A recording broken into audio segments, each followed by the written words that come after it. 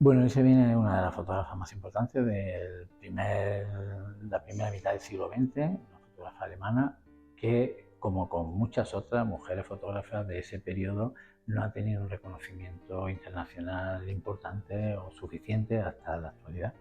De hecho, esta es la primera exposición que se hace en Europa con esta intensidad, ¿no? Que se presenta un recorrido completo por toda su obra. Ahora la National Gallery de Washington está preparando también una exposición sobre ella, pero digamos que todas estas fotógrafas que por mérito propio debían de estar desde hace tiempo en la historia de la fotografía, pues digamos que se van recuperando poco a poco, ¿no? Pero en el recorrido que hagáis por la exposición vais a ver que es una fotógrafa de primera y que tiene una obra excepcional, pero que era muy poco conocida hasta la fecha. Yo había visto cosas de Ilse Bin en alguna exposición, en algún museo, pero una exposición como esta no la había visto nunca y realmente ha sido una sorpresa también ver la calidad no solo ya del tipo de fotografía que hace, sino la calidad incluso de las impresiones que hacía ella.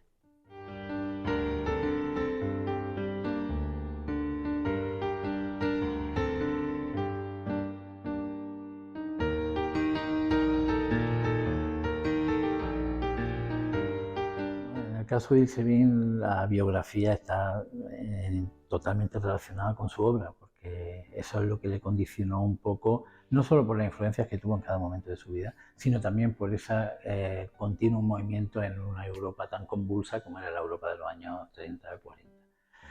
Ilse Bin nació en Frankfurt en 1899, tuvo una vida muy longeva, murió en Nueva York en 1998, es decir, 99 años. Y era de una familia judía de clase media, con unos pequeños empresarios, digamos, y tuvo una infancia, una juventud bastante de círculos culturales que se fue formando. Empezó a estudiar ciencias, pero en Frankfurt, donde ya nació, en la Universidad de Frankfurt, pero pronto, casi con un encuentro casual que tuvo con la obra de Van Gogh, decidió dedicarse por completo al arte.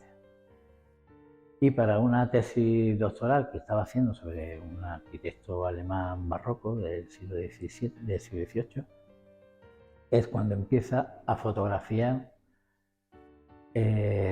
para documentar su tesis, y ahí es cuando ya descubre la conexión tan fuerte que tiene con la fotografía, y a partir de ese momento la fotografía va a ser su medio de vida, su medio de expresión. Por hacer esa un poco cronología de su vida y ya nos metemos más en la obra, ella estuvo en Frankfurt hasta el año 30, donde se traslada a París, toda esa ciudad tan emergente con la cultura de las vanguardias. Está viviendo unos años en París, que probablemente sean los años más felices de su vida. Luego, con la llegada del nazismo, va huyendo hasta el sur de Francia, donde pasa casi un año en un campo de refugiados. Está tanto ella como su marido, que entonces ya estaba casada con un pianista húngaro, y estuvo cada uno en un campo distinto sin saber si estaban vivos o dónde estaban durante un año.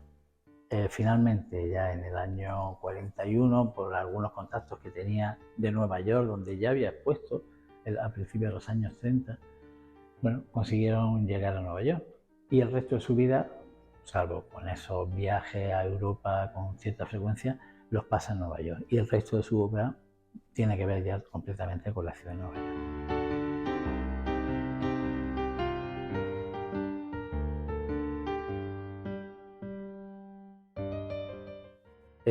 Como anécdota o como desgraciada anécdota, la dificultad de esta exposición y de acercarse a la obra de Ilse Bin es encontrar su fotografía en el número suficiente, porque hay una dispersión muy grande. Por ejemplo, cuando llegó a Nueva York con sus equipajes de Europa, él no pudo llevar la fotografía. Alguna se quedó en Francia, alguna se perdió, otra se recuperó, e incluso con negativo y las placas que llevó a Nueva York no tenía dinero para pagarle, se quedaron en la aduana. O sea, son todas esas circunstancias que le hacen cambiar como la visión de Nueva York de cuando había estado previamente en el año 34 a cuando ya va como refugiada en el año 41. Y es una visión, digamos, un poco como más pesimista de la ciudad que la que había tenido anteriormente. Ella estuvo trabajando como fotógrafa Bueno, y en Nueva York como cualquier cosa para ganarse la vida, incluso de peluquera de perros, para poder vivir. Y a partir de los años 50, casi a final de los años 50, en esa década va paulatinamente dejando la fotografía. Una fotografía ya como más personal, cuando son esas últimas series que hace de paisajes, de los paisajes de los parques norteamericanos. Y finalmente, ya al final de los años 50, deja por completo la fotografía y se dedica a hacer collage, pintura, poesía, escribir poesía, con una vida, digamos, bastante bohemia, digamos, que no le sobró nunca tuvo una situación económica holgada, ¿no?, a lo largo de toda su vida.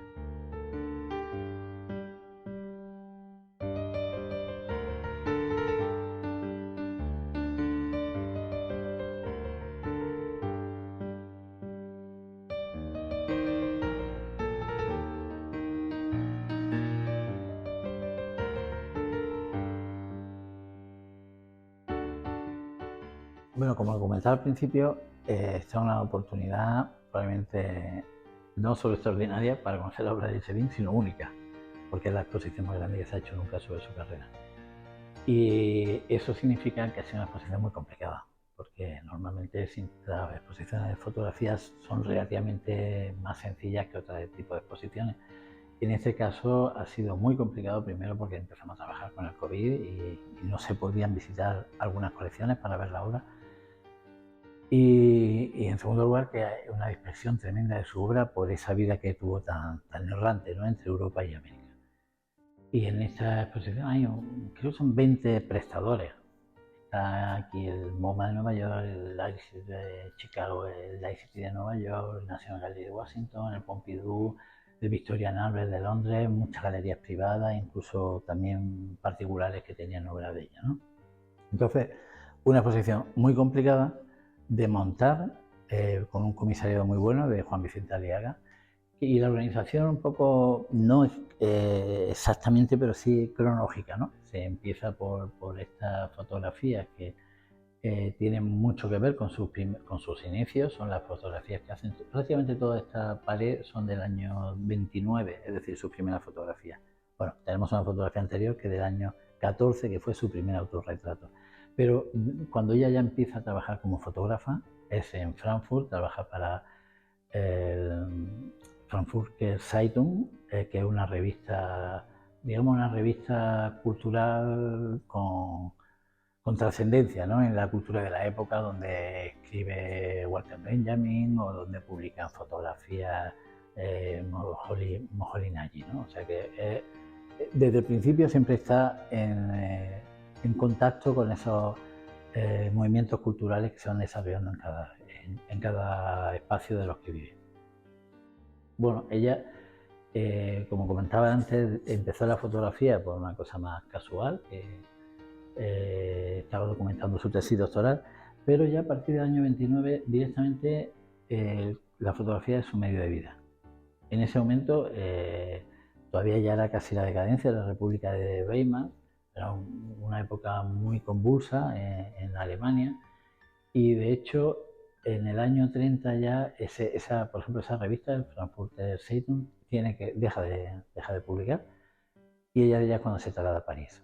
Entonces, en todas estas primeras fotografías vamos a encontrar esa influencia más clara, porque no es que, como otros fotógrafos que están adscritos a un movimiento, a un periodo, claramente, que casi toda su obra tiene que ver con ese movimiento. En el caso de ella, no hay nada que sea clarísimo que nos haga que podamos llamarla una fotógrafa surrealista o una fotógrafa que tenga que ver con la nueva visión de Moholy Nagy.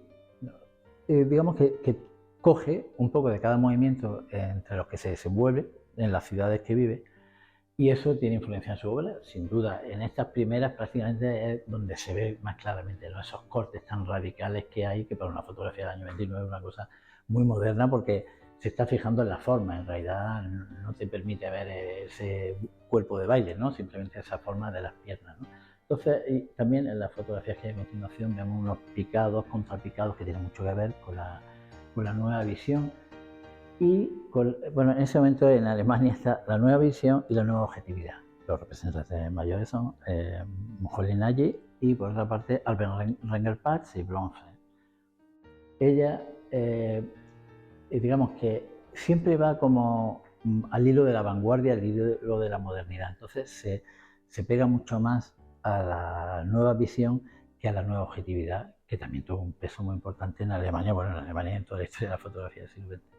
Pero sin embargo, abajo vamos a encontrar una foto muy famosa suya, que son de una botella de una marca francesa de champán, que nos recuerda claramente a la nueva objetividad, ¿no? Pero son como cosas así de influencias directas del ambiente cultural en el que se desenvuelve.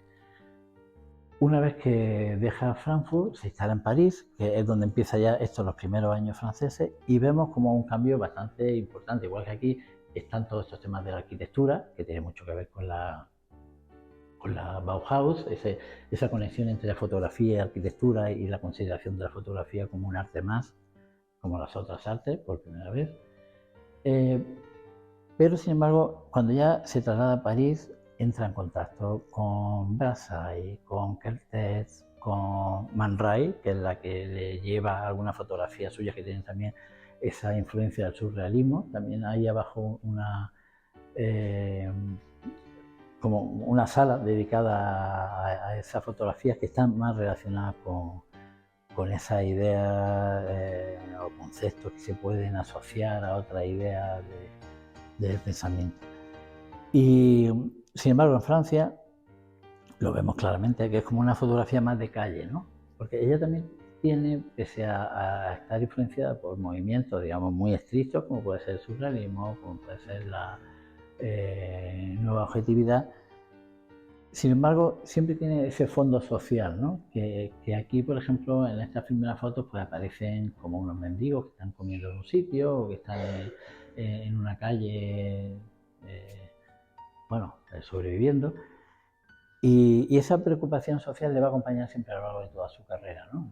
Claramente no es que sea una fotógrafa de denuncia ni nada de eso, ¿no? Pero siempre hay como ese toque un poco social. Y se ve muy claramente en las primeras fotografías que hace en Francia, que sí, que están muy relacionadas con otras contemporáneas suyas, vamos. No es que sea influencia, también es que un poco la fotografía que se hace en la época, ¿no? La fotografía de calle, la fotografía de un corte un poco más humanista.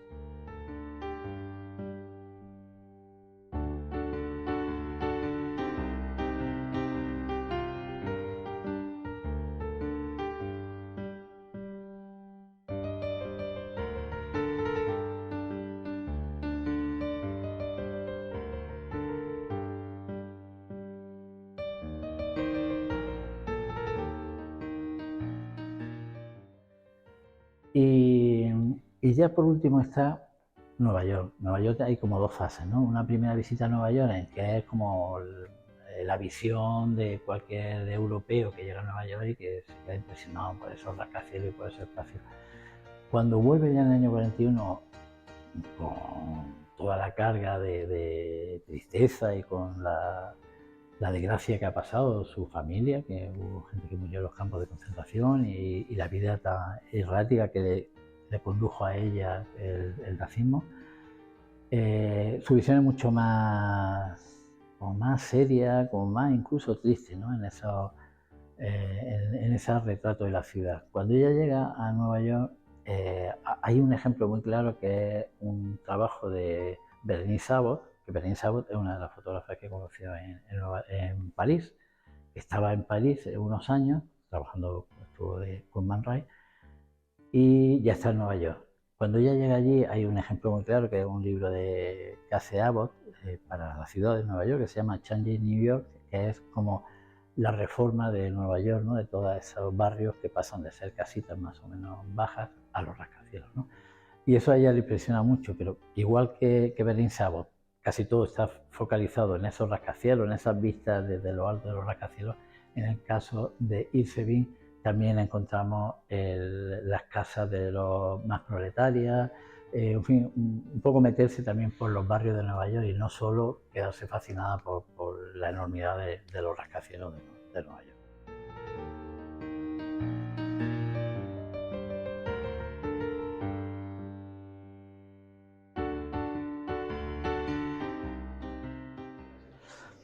Pues bueno, la exposición de Ilse Bin estará aquí en la Fundación Mapfre, en el Paseo de Recoletos, en Madrid, hasta el 8 de enero. Es una oportunidad única para conocer la obra de esta fotógrafa, porque va a ser muy difícil volver a poner en una misma sala, en un mismo museo, tanta obra de ella por la dispersión tan grande que hay de su obra. Después de Madrid va a Barcelona y se inaugura en febrero hasta mediados de mayo. Es nuestro centro de fotografía, el KBR Fundación Mapfre.